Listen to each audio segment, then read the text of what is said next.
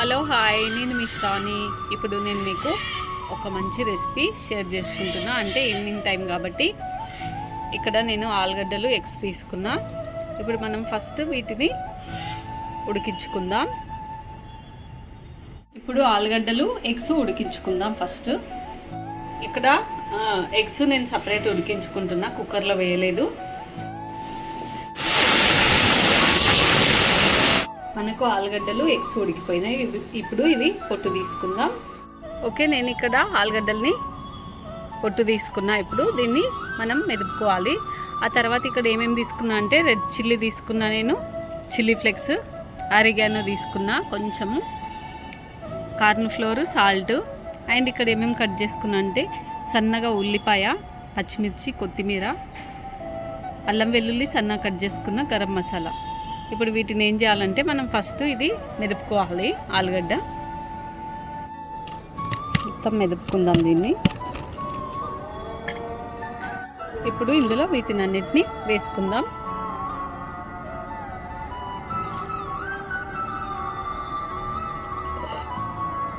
ఇప్పుడు salt and corn flour వేసుకుంటున్నా.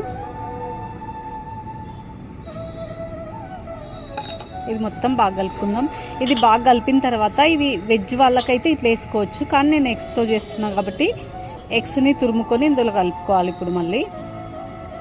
ఇప్పుడు ఇక్కడ ఎగ్స్ని ఇందులో వేసుకుందాం. తురుముకోవాలన్నమాట. మొత్తం ఈ పిండిలో తురుముకొని కలుపుకుందాం. ఇట్లా ఎగ్స్ని మొత్తం సన్నగా తురుముకున్నా. ఇప్పుడు మనం ఏం చేయాలంటే ఈ పిండిని మొత్తాన్ని ఇందులో బాగా మన పూరి ముద్దలాగా చేసుకోవాలి. సాల్ట్ కూడా ఇంకా ఇప్పుడే చూసుకోవాలి. ఓకే, ఇప్పుడు ఆయిల్ అద్దుకొని మనము బాల్స్ చేసుకోవాలి. చిన్న చిన్న మనకి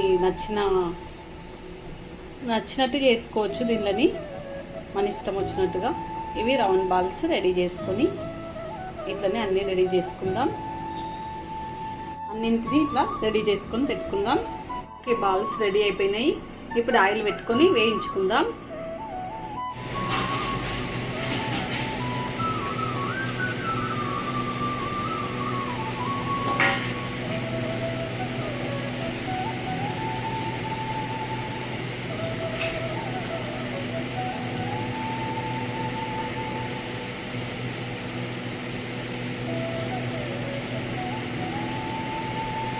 ఆయిల్లో వేసుకుందాం మెల్లిగా. ఆయిల్ వేడిగా అయిపోయింది.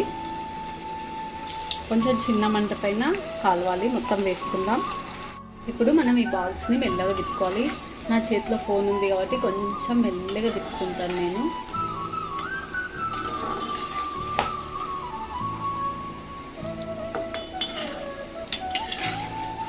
మంచి కలర్ వచ్చే వరకు కాలవాలి. ఇంకొకటి చిన్న మంట పైన లోపల నీట్గా ఉడకాలంటే ఇట్లా కాలవాలన్నమాట. ఇవి ఇంకా కలర్లోకి రావాలి, ఎందుకంటే లోపల ఇంకా పిండిలాగా ఉంటుంది. ఇంకోటి వెజ్ వాళ్ళకి ఏంటంటే ఎగ్ వేయకుండా కాలవాలన్నమాట. ఓకే, ఇవి వేగిపోయినాయి. ఇప్పుడు వీటిని ప్లేట్లోకి తీసుకుందాం.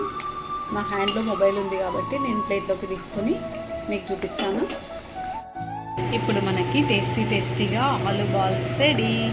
ఇది మీరు కూడా తప్పకుండా ట్రై చేయండి. చాలా టేస్టీ ఎమ్మి రెసిపీ ఇది.